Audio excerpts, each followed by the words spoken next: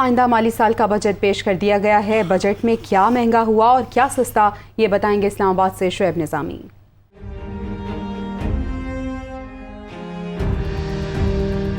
Budget 2022-23 گاڑیاں، mobile, cigarette, کھاد، year ticket مزید مہنگے، ٹریکٹر، زرعی مشینری، سولر پینل اور خوردنی تیل کے بیج سستے، درآمدی کاغذ پر بھی 10% ریگولیٹری ڈیوٹی عائد۔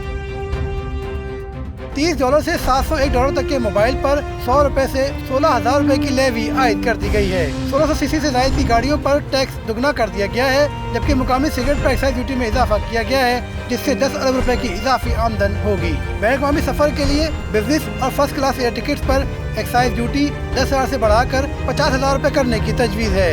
نان فائلر کے لیے ٹیکس کی شرح 100 سے بڑھا کر 200% کرنے اور بینکوں پر ٹیکس 39% سے بڑھا کر 42% کرنے کی تجویز دی گئی ہے۔ تاجروں کے لیے 20,000 سے زائد کے بجلی کے بلوں پر بھی فکس ٹیکس عائد کر دیا گیا ہے۔